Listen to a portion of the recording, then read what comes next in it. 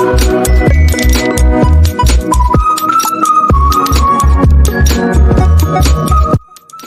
day, my viewers. Welcome to Various Cakes and More Port Harcourt. For the box part of the video, I am using a dummy here, and for the dummy I have been able to cover my fondant, and I took a measurement from up to down, which is about 3 or 3.5. okay, and I made sure that 3.5 goes round it, and after that it is either you roll it or you just use your dowel rod at once and follow the line and just create an indentation. What are you trying to achieve? To make it look like it is actually a box but it is closed. Okay, so that's what we try to achieve by the time we put such lines. All right, so that we'll know if it is really a box where you can open as a lid, as a kind of cover. All right, and measuring it will make your line to be very straight without bending. It's not that you cannot just take a dowel rod and place there, you know, but the truth is when you measure, you'll be sure that you have gotten a straight line. No part, no side will be higher and no side will be lower. So this is what I did. I measured it from each edge to the other edge, okay, and then I used my dowel rod to create the line. That's just what I did. So the measurement can be 2.5 depending on the height of your cake. It can be 3, it can be even 3.5. Now this cake, the height is 10 inches high. That is the dummy I'm using is 10 inches high, and the rectangular dummy, the rectangular part is 14 inches and the other side is 10 inches. Okay, that is the length is 14, the weight is 10, and the height is 10. Okay, now I've been able to roll to show where the cover, you know, stopped. So the next thing now is to roll out my fondant, and at the same time, you know, texture it with my mat. And after texturing it, I will start, you know, cutting it according to the measurement of the box. Okay, all you need to do is to take a measurement from beginning to down, left to right. Okay, and then you cut exactly what you have measured, and then set it aside to firm up a little before applying it on the cake. The same thing you do with the sides. You take the measurement of the sides, you know, set aside for it to firm up a little before you position it. This place I'm using my steamer. All right, and remember the line must show as soon as you place. Remember to always use your dowel rod to create the line, because the line is important. That's what is showing us where the cover of the cake is stopping or where it's starting. Okay,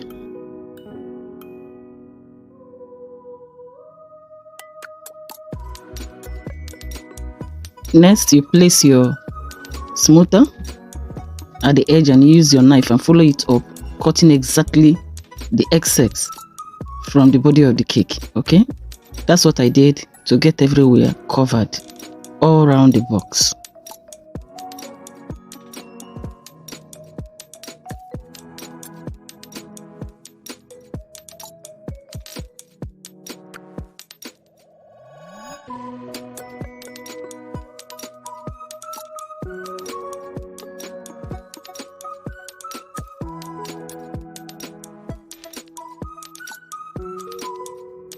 Always remember to follow up the line, okay? The measured line. As you know, that side is very compulsory because that's the only opening the box have. It is a sign that it is actually a box.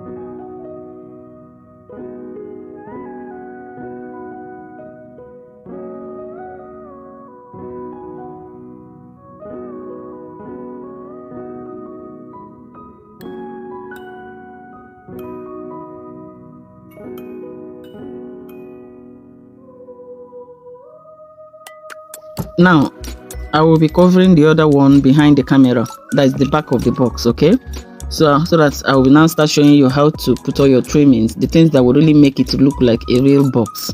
So that's the next thing I'm going to be doing now.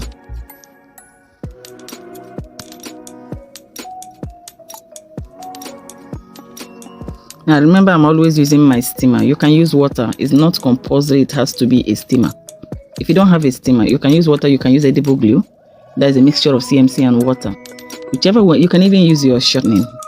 But if it is a heavy thing, you don't use shortening. Remember, shortening has a way of making your cake very neat without dust. So you can use shortening to stick things that are not too heavy on the cake. So now you can see I've been able to cut out things like belts, okay, from the fondant. And I am now using it. I cut it and allow it to firm up a little bit, like let's say 10 minutes.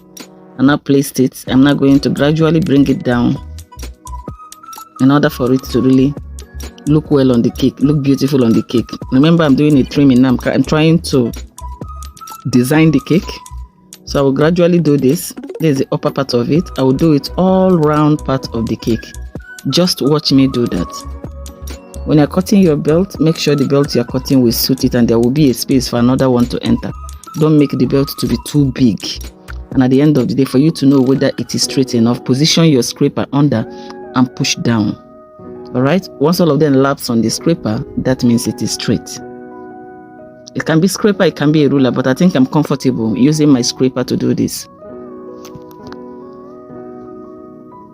The same thing I did there is the same thing I'm going to do every part that I placed this particular belt. All right? So I did it both the under and the on top of the belt. That is front and the back of it. And then I smoothened it again with my smoother. So this is what I'll continue doing until I go round and even come down, begin to do so many things down.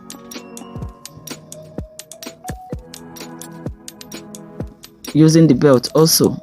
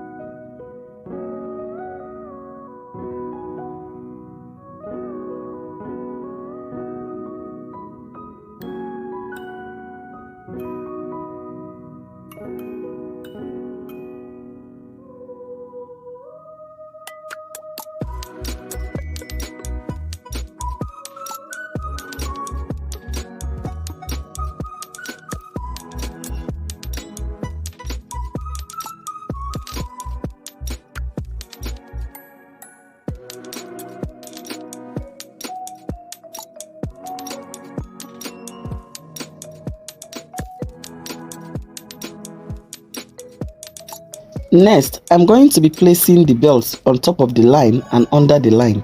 Now, the one on top of the line shows the end of the cover of the box, while the one beneath the line under it shows where the body of the box started. Okay, now the line still remains the demarcation between the body of the box and the cover of the box.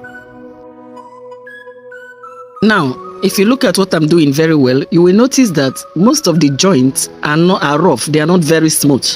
I wasn't bothered about it because I am going to be doing some finishing on those joints. Okay, you will still see me when I'll be putting something on those joints. If I say let me begin to make it as smooth as possible, then the design that will come on top will just be a waste. But because I have that in mind, I had to just go ahead and place it anyhow at the joints because I know something is coming on top of it.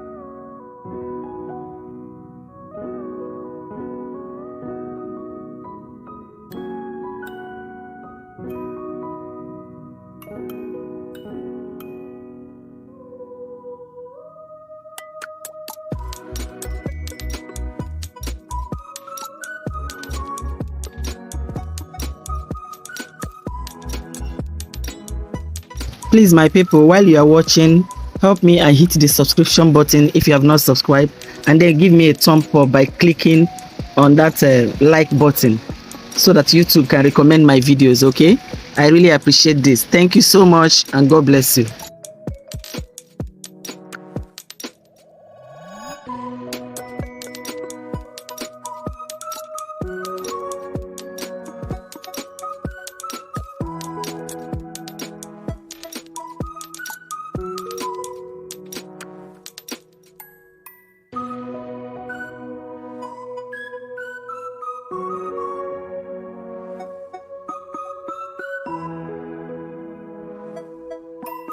Now, take a look at the joints. I didn't know the video was not playing when I was decorating there. You will notice that there's something I placed at the joints. Okay, I cut out a tiny belt, just almost the same size of belt, but very short. And I placed them on top of all the joints. And I am going to be ending it with tiny balls. That is, I make some tiny balls with my fondant, and I'm going to be placing there too. Now, for that of the upper side, what I did was to use my circle cutter, cut out my circle, and then elongate it to the shape that you see me doing on top of the box. Okay, I elongated it a little, and then I placed it. The same thing I did all the four corners of the box. All right.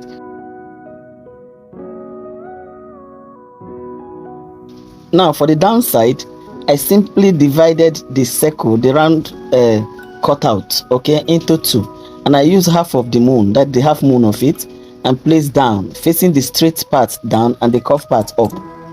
The same thing I did until I go around also.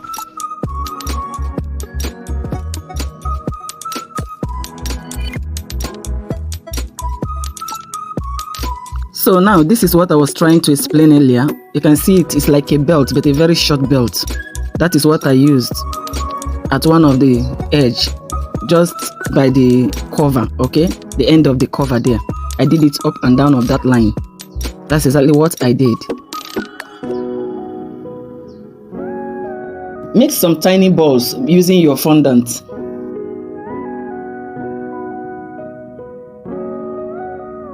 Now place the balls on the designs. On this one that looks like a triangular shape on the upper part, you place 3. 1 upper left, 1 upper right, and then the downside of it. Remember, it looks like a triangle, so you should be able to mark it out the way it should go. Okay, the same thing you will do until you go round.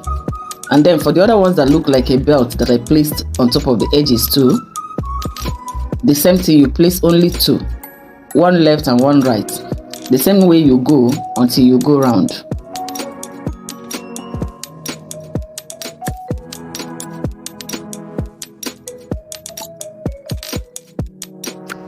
On that of the handle, I just made a ball and turned it into a sausage, then cut it to the size I want, press down the 2 edges, and then I positioned it there.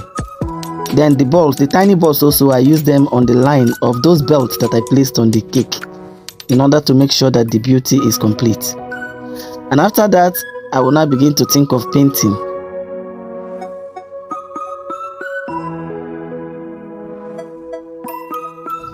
And for the painting, I mixed my gold color with water because I'm using my airbrush machine. I didn't want to use a color that would block the machine. Okay, and before I started, I promised to show you people how to suspend a cake. So if I wanted to suspend this cake, I should have been able to place a smaller board under it, nail it together with the board, the base board, and then put another board that will be equal with the cake on top, and then another board with the cake that will be equal with that one on top.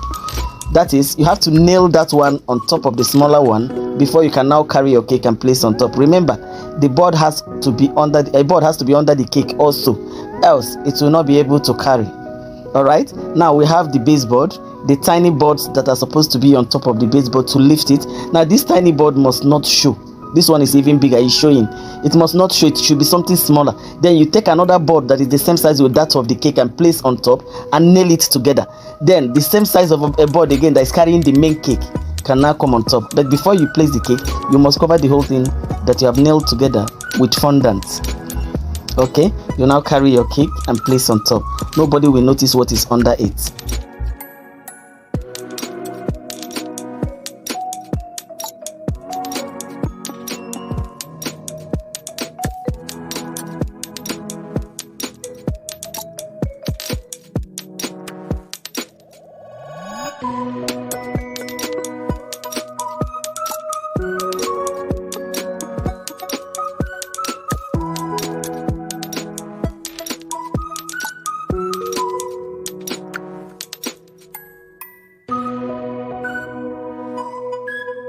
And after painting, you put the legs. You can use any of the fox design that you have in your mold and attach the legs to them, you know, and do whatever kind of painting. In this particular one, I tried to use this antique design, so after some times I will spray some brown color to just give it one uniqueness. But for now, what I am painting is dull gold. It's not really a glitter, it's a dull gold. Okay, and after the dull gold, I'm going to be spraying partitions in sections or in points. What will I say?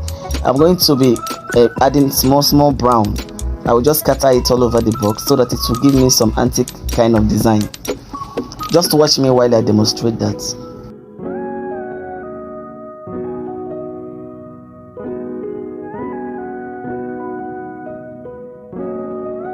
I also go over to the board, the baseboard, and I give some of the designs also.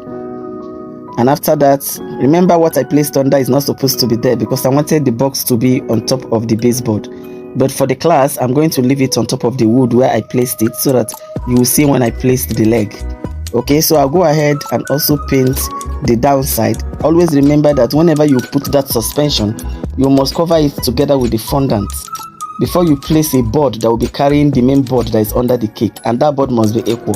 Take note of that. Okay, so now I'm also painting the board, and after painting the board, I've already covered the board fondant, you know that, but as I lifted it up under it, there is no fondant. So you just arrange it, put the legs, and then put your wrapper, put your calabash if you like. If not, you keep the calabash by the side of your board. All right, and that is all. Next, if you have some beads, your sugar beads like the coral beads, some kola nuts, any other thing you have that has to do with traditional marriage can now be placed. Okay, now you add the legs and paint. Remember, this can be done right there at the venue. Just carry your cakes one by one and go there and stack them together. All right, and then the gravity suspension board, okay, is ready also. You have nailed them together, cover them with fondant. Okay, then you go to the hall or the venue. You arrange that's why you need to be in the hall on time. You arrange whatever you need to arrange, set up your cake, and you are good to go. Now I'm trying to touch gold on those small dots, all those tiny balls I added to the cake.